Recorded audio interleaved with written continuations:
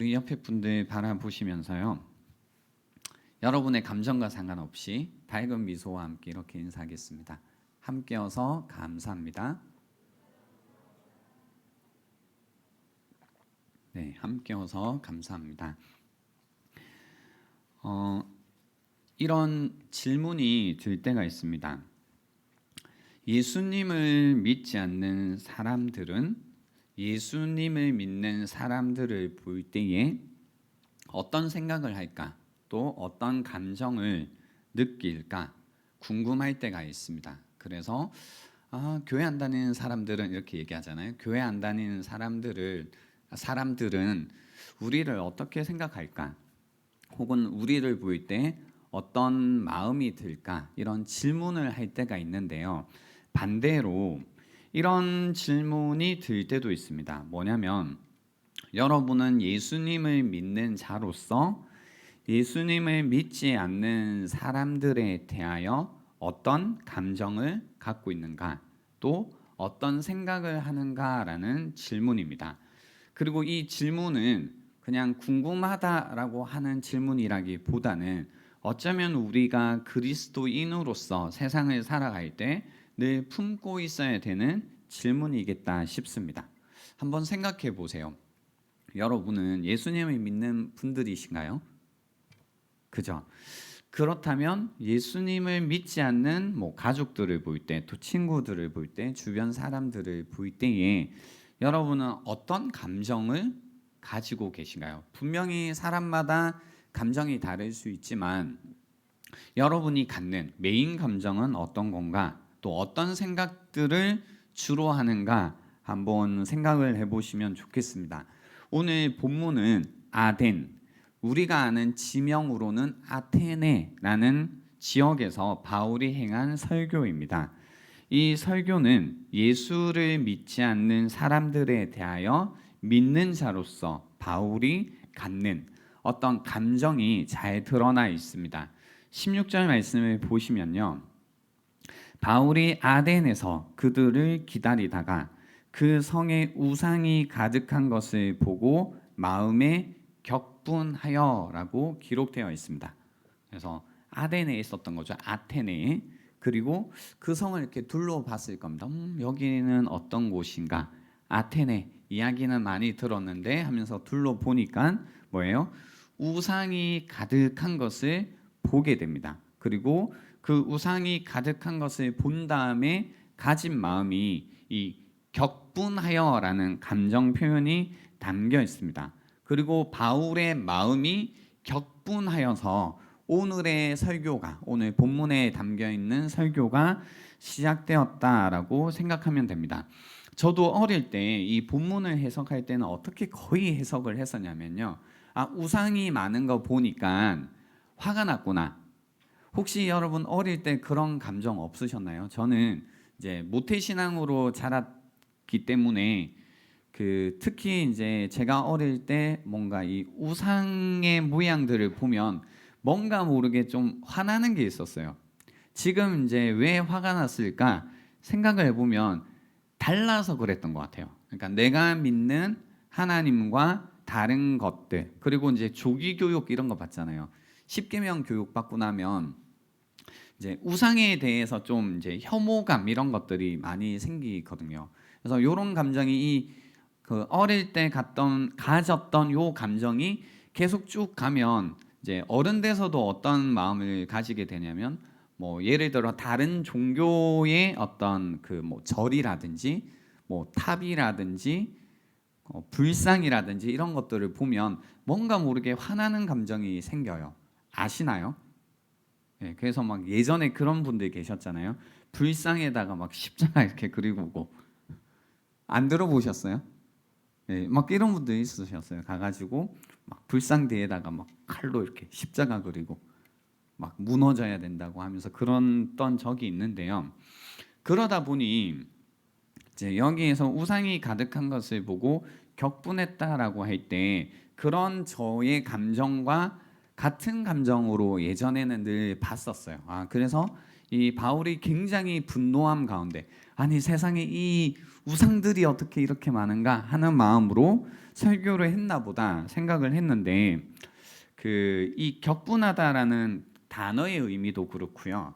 그리고 바울이 이제 늘 행했던 어떤 바울 서신들을 통해서도 이제 알 수 있는 게 뭐냐면 예수를 믿지 않고 우상을 섬기고 있는 그들의 어떤 행동을 정죄하는 마음에서 격분했다라는 것보다는 하나님을 몰라서 어쩔 줄 모르는 그 불안한 마음과 걱정과 무지와 처참함 속에 있는 그들의 모습을 볼 때에 같은 인간으로서 가지는 이 격분하는 심정이었겠다 싶었습니다. 그러니까 인간이 이렇게 살면 안 된다라는 같은 인간으로서의 감정이었다. 즉 안타까움이었다라고 생각이 듭니다. 안타까움.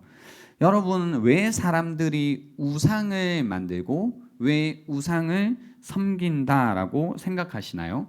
오늘 이 설교 내용에 보면 이런 내용도 있거든요. 내가 두루 다니며 너희가 위하는 것들을 보다가 알지 못하는 신에게라고 새긴 단도 보았으니 그런즉 너희가 알지 못하고 위하는 그것을 내가 너희에게 알게 하리라라고 해서 여러 가지 우상들이 있는데 어떤 우상까지 있었냐면 알지 못하는 신에게까지 이제 그 바치는 단이 있었다는 얘기예요. 그러니까 이름도 모르고 어떤 건지 모르겠지만 일단 뭐 내가 알지 못하지만 일단 알지 못하는 신 unknown 그죠? 알지 못하는 신에게까지 그 우상을 만든 그 심정을 보면서요. 이 사람들이 정말로 하나님을 모르기 때문에 이렇게까지 하는구나라는 같은 인간으로서의 그 안타까움이 결국은 이 바울로 하여금 설교하게 했다라는 겁니다. 많은 신을 세우고 섬기고 심지어는 알지 못하는 신까지 있었다는 것. 그만큼 삶이 불안하다라는 이야기라는 겁니다. 그 하나님 없이 사는 인생, 예수님을 믿지 않고 사는 인생이라고 하면 이제 예수님을 믿기 전 혹은 여러분 가운데 모태신앙이지만 모태신앙을 일단 뺄게요. 뭐 어렸을 때 이제 하나님을 알기 전 여러분의 상태를 한번 생각을 해 보세요. 딱 이 알지 못하는 신에게까지 뭔가 제사를 드리는 삶의 형태로 살게 되어 있거든요. 그러니까 인생을 볼 때 어떻게 볼 수밖에 없냐면 행운과 불행의 어떤 이 혼합물처럼 보입니다. 그래서 뭔가 재수가 있다, 재수가 없다, 뭔가 나에게 행운이 있다, 혹은 불행하다. 이런 그 인생을 행운과 불행의 어떤 알 수 없는 어떤 혼합물로 이해를 하는 거죠. 그러다 보니까 이제 여러분쯤 나이쯤 되시면 주변에 교회를 안 다니는 친구들 있으면 뭘 제일 많이 해요? 많이 하는 것 중에 하나가 점을 많이 볼 거예요. 여러분이 보면 된다는 얘기가 아니라 볼 거란 얘기가 아니라 주변 친구들 보면 점 보는 친구들이 있나요, 없나요? 있죠. 여기에서 우리가 벌써 왜 점 같은 걸 봐 이러면 안 되고 무슨 생각을 좀 해봐야 되냐면 이 친구는 왜 점을 보는 걸까? 어떤 마음에서 점을 보는 건지 사실 물어볼 수 있어야 되는데 혹시 그런 질문 해보신 적이 있으세요?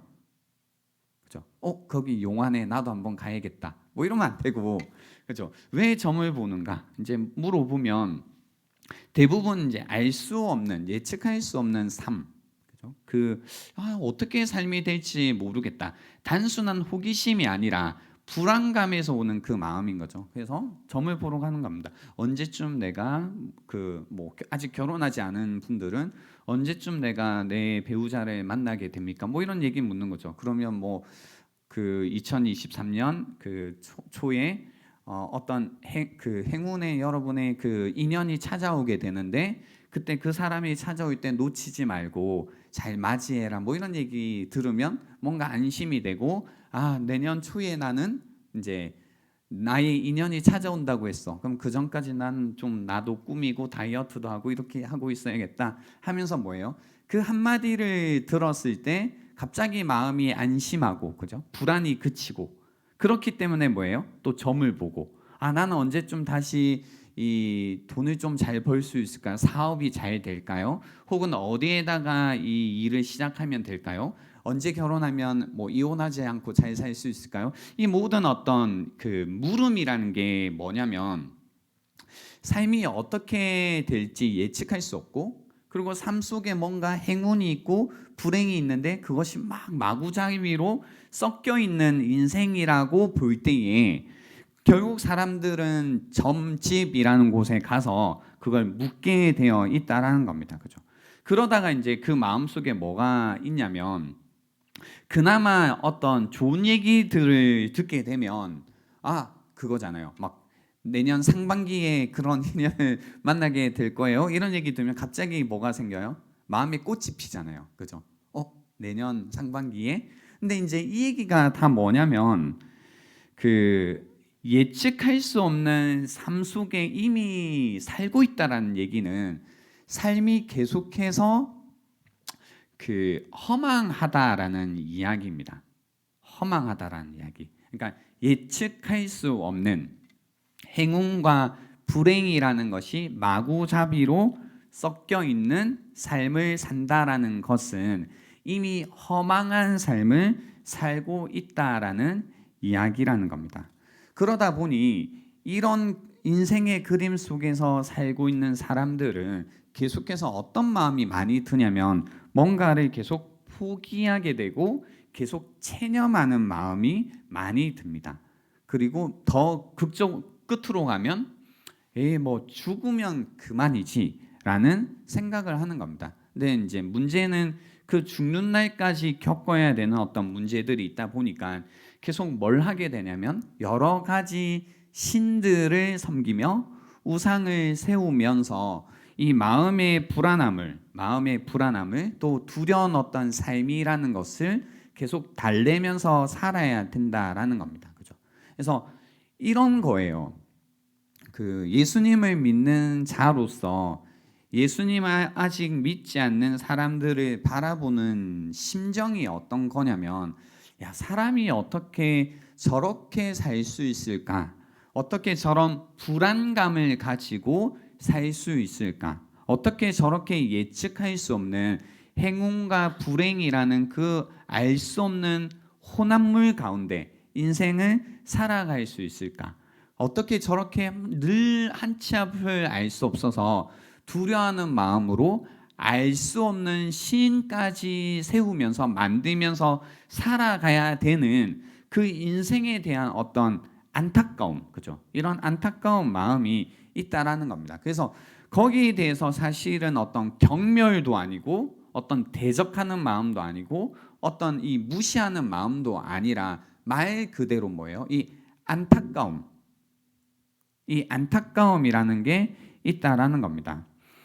유진 피럴슨이라는 이제 목사님이 계신데요. 이분이 그래서 어떤 얘기를 하냐면, 그토록 많은 사람들이 어째서 그렇게 형편없이 살아가고 있는지 참으로 알다가도 모를 일이다. 악하게 산다기보다는 허망하게 살아가는 모습 말이다라고 이야기를 하신 적이 있어요. 책에서 본 글인데요. 예전에 이제 사람들이 참 뭐 악하게 산다, 뭐 악하게 사는 것도 있죠. 근데 그 악이라는 문제, 그리고 우리는 약하기도 하잖아요. 그러니까 사람은 악하기도 하고 약하기도 하단 말이에요. 이 악함과 약함 가운데 결국은 어떻게 살아가냐면 허망하게 살죠. 그러니까 이게 참 안타까운 모습이라는 겁니다. 어떻게 그렇게 허망하게 사람들이 살아가는가입니다. 그래서 에베소서 4장 17절에도 이렇게 이야기하십니다.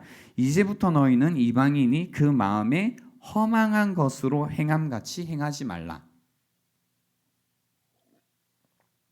아직 예수님을 모르는 사람들이 그 마음에 허망한 것으로 행함같이, 그러니까 허망하게 산다는 얘기잖아요. 이 허망하게 산다라는 이야기를 성경은 하고 있습니다.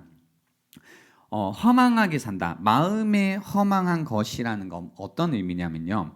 쓸모없는, 가치 없는, 목적 없는 그 상태를 의미합니다.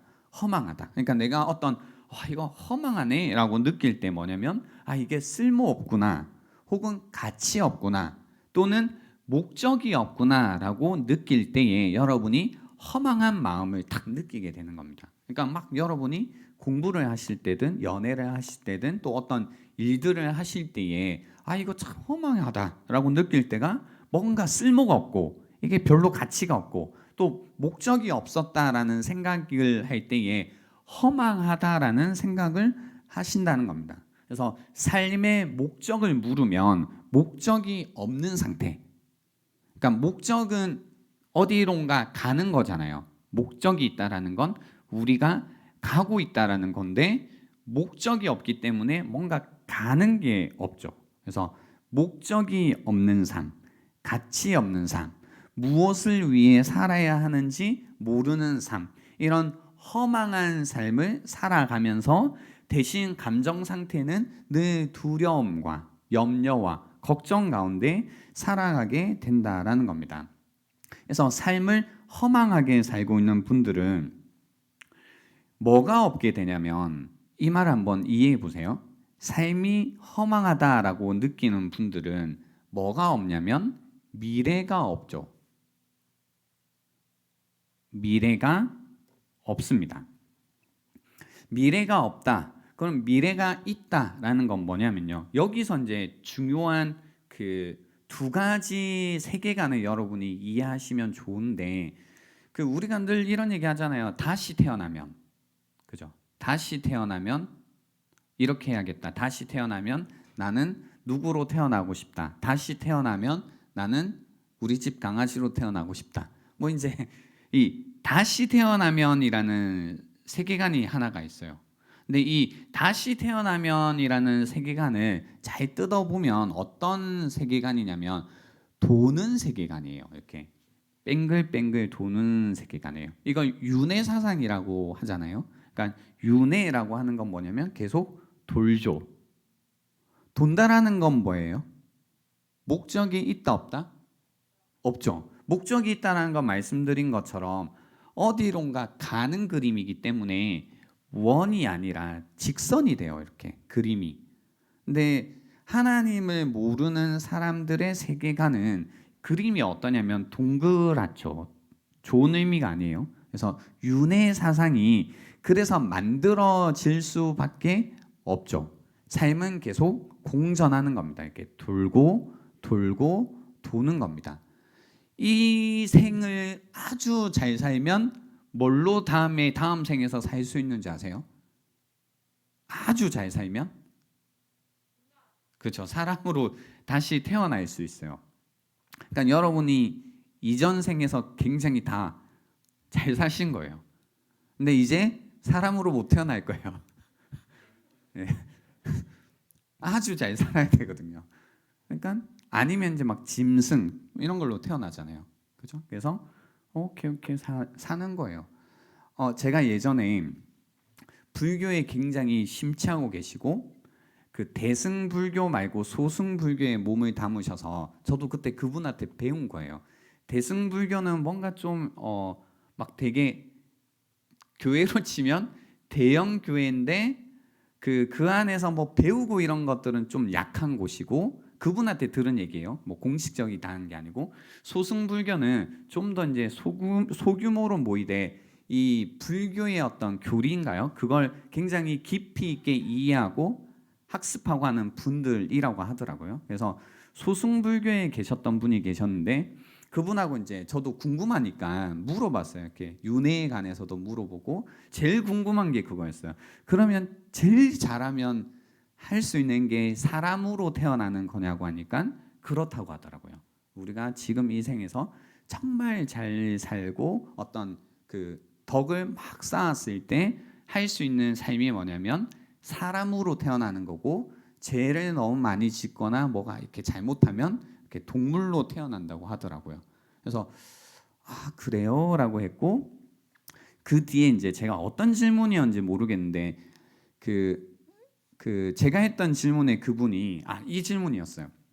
그러면 진짜 진짜 진짜 잘 살았다. 만약에 우리가 이 세상에서 사람으로서 진짜 진짜 잘 살면 어떻게 되냐고 물으니까 되게 아이러니였는데 이 계속해서 공전하는 삶 있잖아요. 도는 삶에서 빠져나가게 된다고 하더라고요. 벗어난다고 하더라고요. 이해가 되시죠? 그러니까 인생이 계속 어떻게 보고 있는 거냐면 계속 도는 거예요. 윤회하는 거죠. 계속 돌고 돌고 도는 거예요. 근데 이제 이게 허망한 우리가 삶을 볼 때 허망하다라는 게 뭐냐면 결국은 이 도는 거와 관련이 있거든요.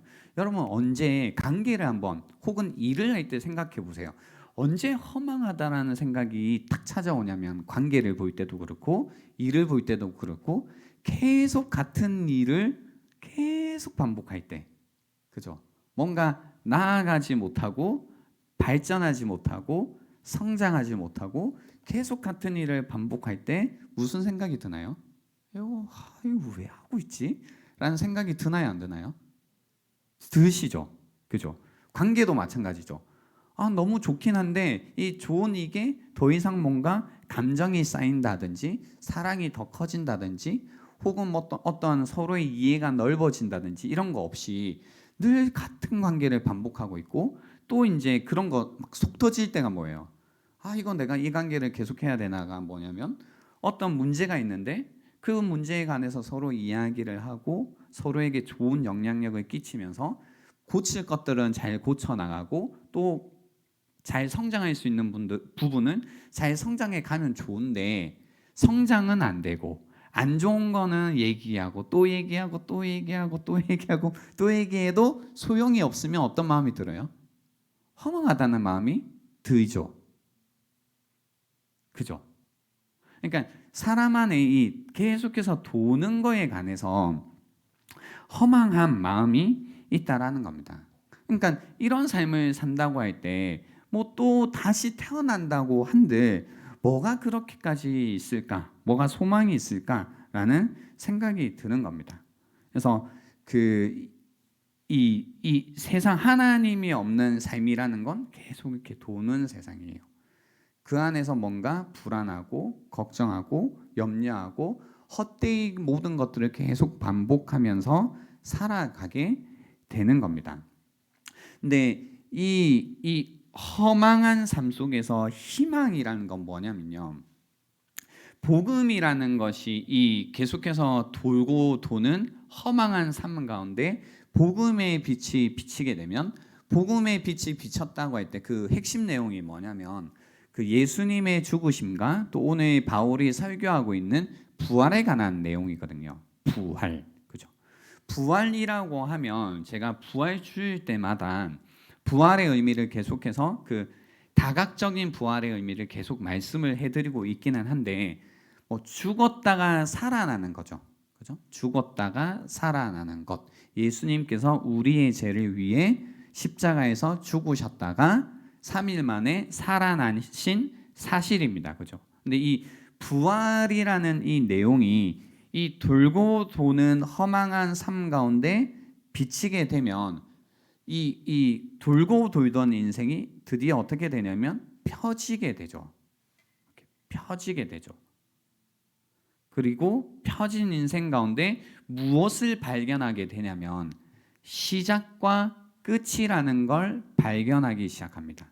이 시작과 끝이라는 걸 발견했기 때문에 우리가 이제는 이 세상에 하나님이 없다라는 생각으로 사는 게 아니라 창조주 하나님이 계시다라는 걸 알아요. 그죠? 그래서 예수님을 믿는 사람들은 하나님을 창조주 하나님으로 믿죠. 그래서 세상에 뭐가 있다라고 믿기 시작해요? 시작이 있다고 믿기 시작하고 뿐만 아니라 뭐가 있다라고 믿기 시작하냐면 끝이 있다라고 믿기 시작해요. 이제 시작이 있고 끝이 있다는 겁니다. 근데 여기에서 끝이 있다는 건 뭐 당연한 얘기를 제가 지금 드리는 것처럼 이해하실 거예요. 그래 끝이 있지. 다 끝이 있다고 생각 안 하는 사람이 어디 있어요? 라고 생각을 하실 수 있지만 그렇지 않습니다. 끝이 있다라고 생각하지 않아요. 끝이라고 할 때 어떤 시간의 마지막이기도 하지만 그것이 목적이기도 해요. 끝이 있다라는 건 어디론가 가고 있기 때문에 끝이 있는 거예요. 이런 거잖아요. 대화를 해요. 어떤 사람과 대화하는데 이 이야기 끝이 있을까라는 생각을 언제 해요? 이야기에 목적이 없을 때. 그죠?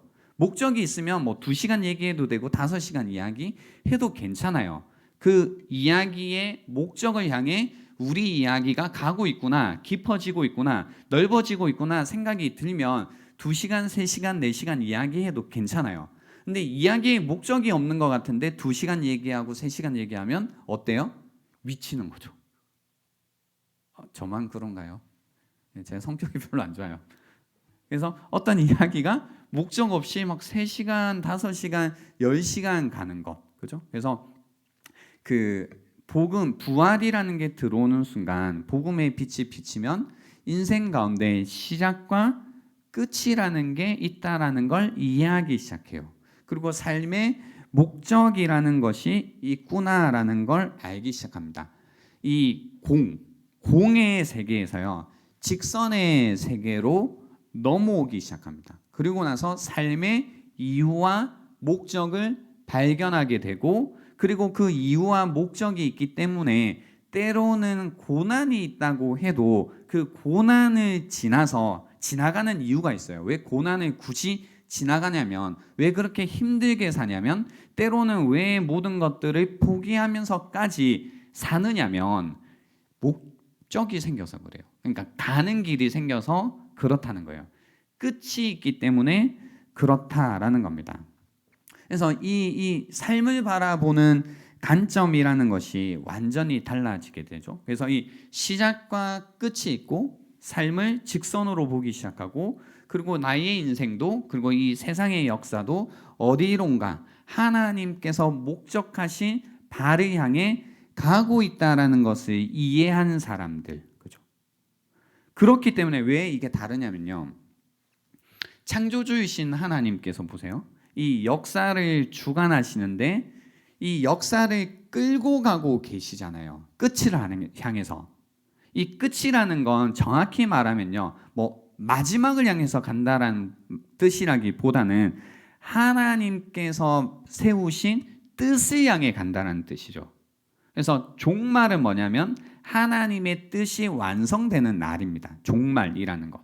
그래서 그리스도인들은 다 종말론적인 삶을 산다고 할 때 이전과 다르게 이 직선의 그림을 가지고 살죠. 하나님의 뜻이 이루어지는 그 날을 바라보며 소망하며 나의 삶도 그 하나님의 뜻 가운데 있기를 바라면서 살아가는데 이게 앞의 삶과 왜 다를 수밖에 없냐면 앞에는 행운과 불행이라는 것이 마구잡이로 있는 인생으로 봐요. 그러니까 늘 불안하고 걱정하고 염려하고 어떻게 하면 재수가 좋을까 뭐 이런 생각을 하다가 이 직선의 세계로 오면 창조주이신 이 하나님께서 이 역사를 이끌고 계시고 그리고 뿐만 아니라 나의 삶도 이끌고 계시다라는 걸 알기 때문에 때로는 힘든 일이 오고 어려운 일이 와도 이걸 단순히 행운과 불행의 시선으로 안 보는 거예요.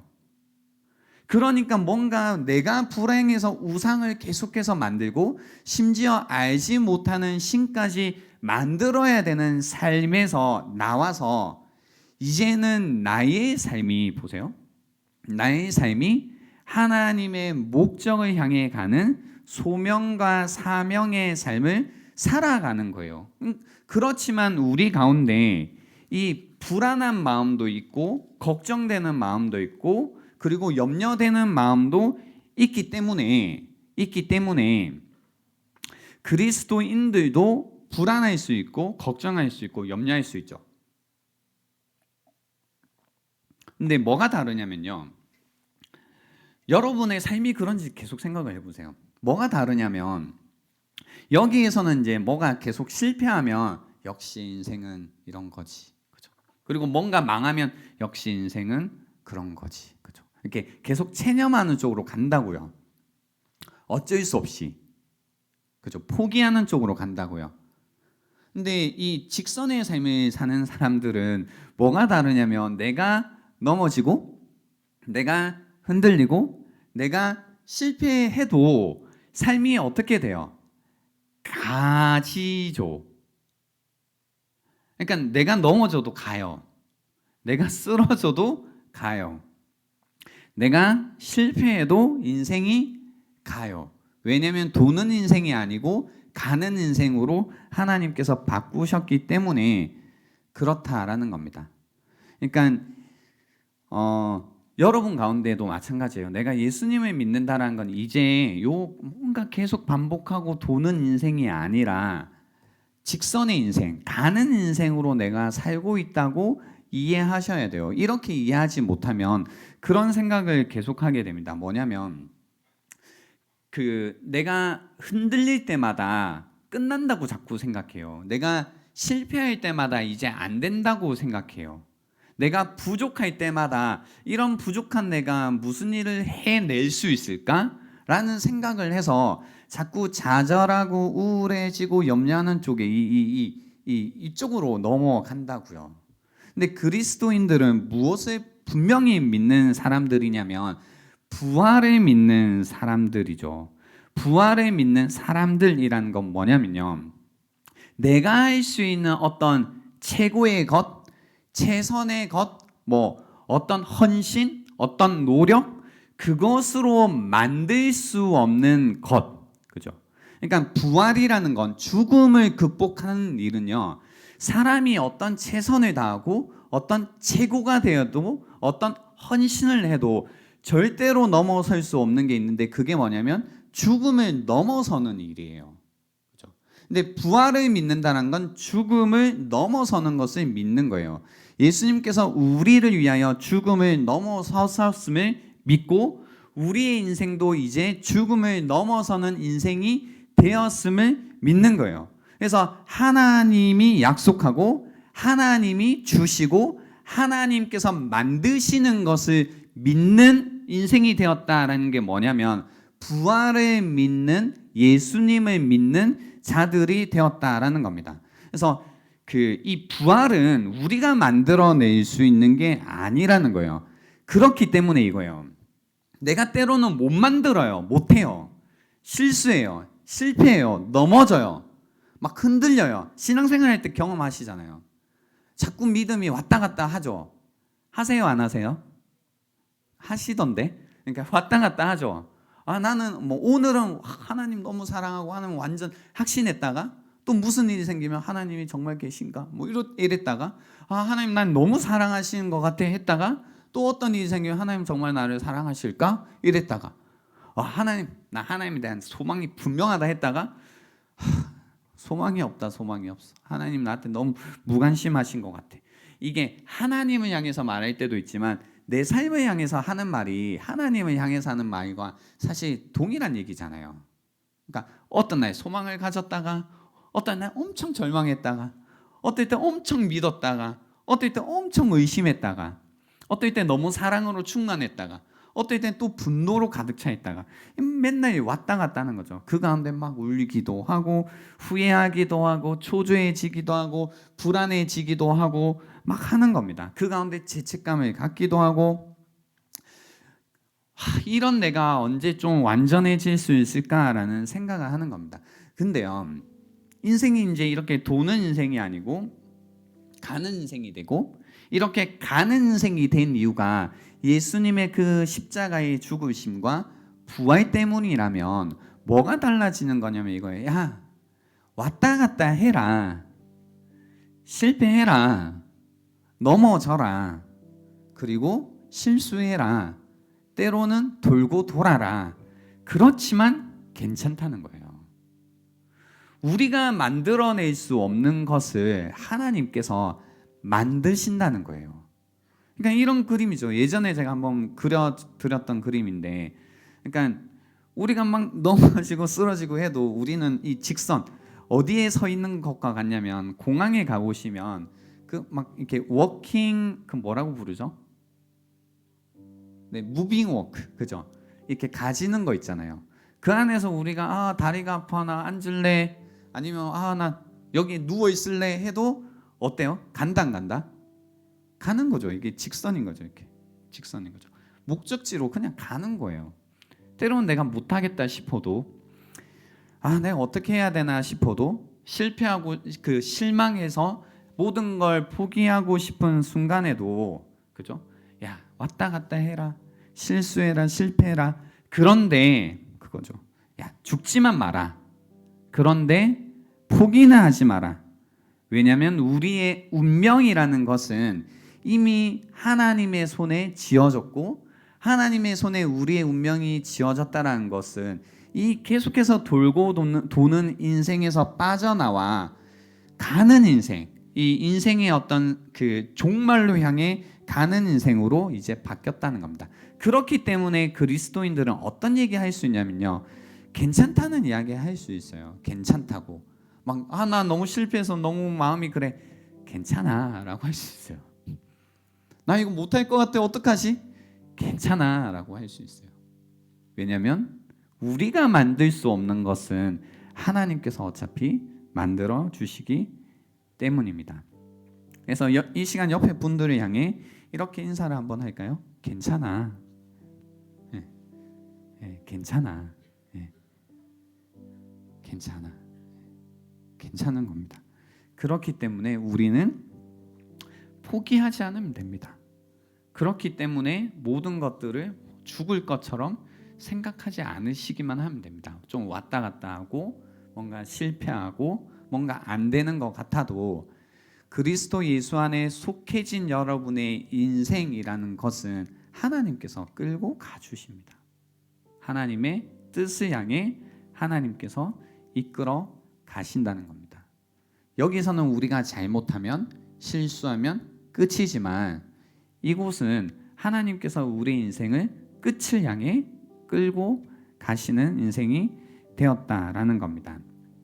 그러니까 삶을 대하는 태도가 달라질 수밖에 없는 겁니다. 여기에서는 계속 허망하게 살다가 메인 감정이 늘 뭐냐면 이제 어떤 죄책감, 자책감, 실망감, 그 안에 허무함, 그죠?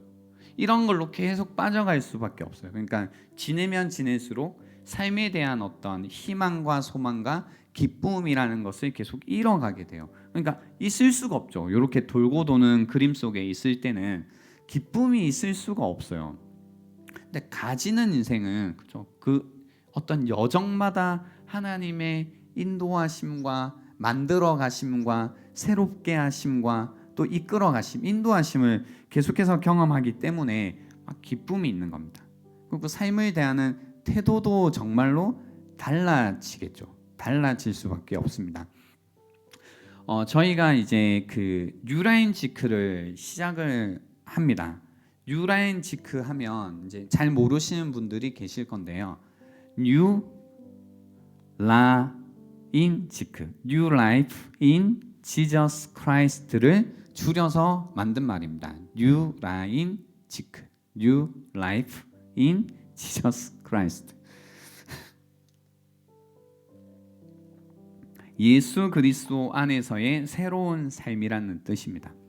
그래서 늘 허망하게 살던 우리가 예수님을 믿고 이제 허망하게 사는 것이 아니라 소망 가운데 가지는 인생, 인생의 목적을 가지고 가치를 가지고 살아가는 인생이 되었다. 그리고 그 안에서 우리가 어떤 삶을 살고 있는지 얘기를 하는 거죠. 그러니까 예수님을 만나서 일어난 변화, 그리고 예수님 안에서 시작된 새로운 삶에 대한 이야기를 바울이 이 격분하잖아요. 아직도 여전히 이 돌고 돌면서 불안함 가운데 그 알 수도 없는 신까지 섬기면서 살아가는 그 허망한 사람들을 향해 격분했던 것처럼 사실 우리도 이 그리스도 예수 안에서 새로운 삶을 살고 있다면 그런 주변을 향해서 이렇게 돌고 도는 인생 가운데 그런 얘기를 하잖아요. 뭔가 다 사는 게 부질없는 것 같다. 그 가운데 그 느껴지는 어떤 그 좌절감, 실패감, 소망 없음 이런 거 보일 때에 이 격분하는 마음, 인생이 그런 게 아닌데 하나님만 있으면 인생이 저렇게 살지 않아도 되는데 아는 그거, 그죠? 이 격분하는 마음, 그 안타까운 마음으로 주변 사람들에게 이 바울처럼 예수 그리스도의 복음을 전하자라는 것이 바로 이 뉴라인지크라는 겁니다. 근데 이 뉴라인지크에서 중요한 게 뭐냐면요, 내가 먼저 그리스도 예수 안에서 변화된 게 있고, 그리고 그리스도 예수 안에서 내가 내 안에 새롭게 만들어진 삶이 없으면 이게 힘들어요. 그러니까 뉴라인지크 할 때 사실 우리의 가장 큰 도전이라는 것은 무엇이냐면, 어떻게 그 예수님을 모르는 사람들에게 이야기를 꺼낼까가 도전이 아니라 내 안에 꺼낼 만한 이야기가 있는가가 사실 가장 큰 도전입니다. 여러분, 진정성이라는 말이 있죠. 뭐 진정성 있게 살라는 말이 있는데요, 진정성이라는 게 뭐냐면 이 진실하고 참된 성질이라는 사전적인 뜻이 있습니다. 어텐티코스라고 이제 진짜라는 그리스어가 있거든요. 어텐티코스. 그래서 어텐틱이라는 단어가 여기에서 왔어요. 어텐틱이라는 게 이 진정한, 진정성을 이제 표현할 때 사용되는 단어입니다. 어텐틱. 근데 이 그 어텐티코스라는 말이 뭐냐면요, 그 막 가짜들이 많은데 이 어텐티코스 하면 진짜라고 얘기를 하는 거예요. 가짜가 있고 진짜가 있고. 근데 여기에서 가짜와 진짜를 구분하는 게 뭐냐면, 제가 이거 하면서 재밌었어요. 가짜와 진짜를 구분하는 게 뭐냐면 요거였어요. 무엇이 원본인가였어요. 무엇이 원본인가. 원본이라는 게 뭔 줄 아시죠? 우리가 예를 들어 표절 시비가 붙으면 원래 원본이 뭐지라는 걸 묻잖아요. 원곡이 뭐야를 묻는 것처럼 진짜라는 건 뭐냐면 이제 그때는 글이니까 원본이에요. 그리고 그 이후에 이 원본을 가지고 사람들이 막 따라 적거나 베껴 적은 걸 가짜라고 한 거예요. 그러니까 진짜라는 건 뭐냐면 이 독창성이라는 게 담겨 있어요. 그 사람의 것이어야 돼요. 그러니까 진정성이란 건 뭐냐면 그 사람의 것이에요. 그 사람의 내면에서 실제로 일어나고 있는 것들이어야 되는 거예요.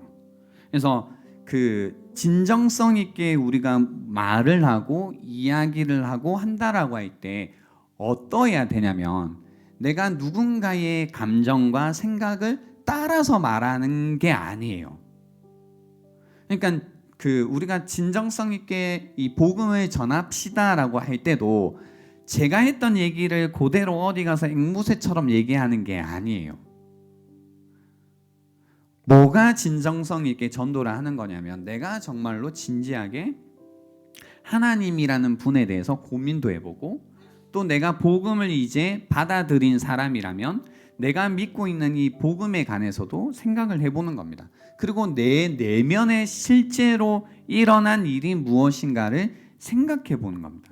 그 가운데 독창성 있게 하나님 안에서 생겨난 나의 이야기, 정말로 나의 이야기를 가지고 있을 때에 우리는 진정성 있게 이야기를 할 수 있게 된다는 겁니다.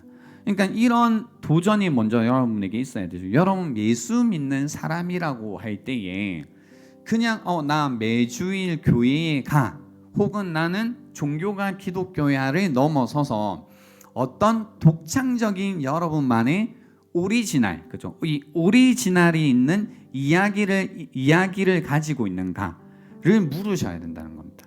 그죠? 그래서 이 허망했던 인생에서 벗어나서 하나님께서 구원해 주신 나의 그 나만의 이야기가 있다면 그 이야기를 사실 주변에 있는 지인들, 친구들, 가족들, 부모님에게 하라는 거죠. 그죠? 정말로 나의 것을 가지고 복음을 전하자는 겁니다. 이게 이제 뉴라인지크에 있어서 가장 중요한 부분입니다. 뭐 단순히 이야기를 하고 말하고 뭐 용기를 내서 뭐 전도를 하는 것보다 우선적으로 중요한 건 무엇이냐면, 내 안에 정말로 나의 이야기가 있는가, 내 안에 나의 복음 이야기가 있는가를 생각해 보셔야 되고, 그리고 이제 나의 복음 이야기는 결국은 하나님께서 끌고 계시는 이 복음의 이야기, 하나님 나라의 이야기의 한 부분이겠죠. 그죠? 그래서 그것까지 이해를 하고 있다면 훨씬 나의 삶이 웅장한 느낌이 있겠죠. 막 이렇게 막 뭔가 이렇게 나 혼자 예수 믿고 나중에 죽어서 천국 가는 이런 이야기가 아니라 창조주이신 하나님께서 이 세상을 시작하셨고, 그리고 그분이 시작하신 이 역사 가운데 그분의 때에 예수 그리스도를 보내심으로써 역사를 뒤집는 일이 일어났고, 그 예수님을 우리가 믿을 때에 이제 새롭게 시작된 하나님 나라의 이야기 가운데 나의 이야기가 속해졌기 때문에 이렇게 계속해서 도는 허망한 인생에서 벗어나 어디론가 가고 있는 이 종말을 향해 가고 있는 하나님 나라의 이야기 속에 내가 있음을 알기에, 그죠? 이 어떤 이 거대한 이야기 속에 내가 살고 있구나. 그 안에서 사실 삶의 의미라는 걸 찾게 되죠. 그죠? 삶의 의미라는 걸 찾게 되고 삶의 가치라는 것도 찾게 되죠. 이 별거 아닌 것 같은 먼지와 같았던 나의 인생이 이 큰 이야기 속에 나의 이야기가 속해 있음을 알 때 먼지 같은 내가 갑자기 가치 있게 느껴지는 거죠. 그죠? 나의 이야기가 이 큰 하나님 나라의 이야기 속에 있구나라는 것을 이해하게 되는 겁니다. 그죠? 그래서 나는 사는 게 허무하고 의미가 없고 먼지 같아라고 하는 친구들에게 가서 너 그 삶의 이유와 목적과 의미를 살려줄 수 있는 것은 바로 이 복음 이야기를 들려주는 것밖에 없거든요. 근데 그러려면 내가 먼저 그러해야 되잖아요. 그렇죠? 그래서 여러분 이거예요. 첫 번째는 왔다 갔다 해도 돼요. 그러니까 왔다 갔다 하는 것 때문에 계속 마음이 어렵고 힘들고 내가 진짜 예수님을 믿는 건가 이런 고민하시겠지만 진짜 중요한 건 하나님께서 하세요. 그렇죠? 우리가 해야 될 거는 포기하지 않고 좌절하지 않고 또 하나님을 믿는 마음으로 그냥 일어서면 돼요. 그죠? 어차피 내 인생은 가지는 인생이구나. 내가 이렇게 쓰러져도 하나님께서 일으켜 세우시겠구나. 하나님의 목적하신 발을 향해 내 인생이 가겠구나를 믿고 그냥 또 일어서는 겁니다. 부족해도 될 거예요. 실패해도 될 거예요. 좋죠. 그죠? 실패해도 되고 뭔가 왔다 갔다 해도 되고 그냥 포기만 하지 않으면 되는 거예요. 그 가운데 여러분의 마음을 다시 일으키시라고요. 그 가운데 다시 한번 생각해 보세요. 나의 삶을 이끌고 가고 계신 그 하나님의 은혜로우심, 그분의 자비로우심 가운데 나에게 주셨던 하나님의 그 사랑을 다시 한번 리마인드 하셔서 이 하나님의 사랑을 과연 내가 누구에게 진정성 있게 전하면 좋을까를 고민해 보시는 이번 한 주간이 되면 좋겠습니다. 시간을 드릴게요. 오늘 묵상하실 때는 나는 과연 어떤 인생의 세계관 가운데, 인생의 그림 가운데 살고 있는가? 혹시 돌고 도는 허망한 그림 가운데 있어서 나 이러다가 안 되겠지, 이러다가 말겠지 인생이, 이러다가 뭐 있을까라는 마음 가운데 있으셨다면, 그렇죠? 나의 인생이 허망한 인생이 아니라 복음을 통하여서 의미 있는 인생, 목적이 있는 인생으로 변화되었구나를 다시 한번 묵상해 보는 시간이 되면 좋겠고요. 또 오늘 이 시간에는 특별히 뭔가 이번 올 한 해 동안 만났던 사람들 중에서 요 허망한 삶을 딱 살고 있었던 사람들이 분명히 있을 거예요. 어떤 말이나 표정이나 이런 것들을 통해서 기억나는 사람이 있을 거예요. 그 사람들을 한번 떠올려 보는 시간이 되면 좋겠습니다. 그리고 이 시간 이후에 같이 삶으로 드리는 예배와 또 그분들을 이번 이제 VIP 또 뉴라인지크에 초대하는 기 위해서 작정하는 시간을 갖도록 하겠습니다. 시간 드리겠습니다.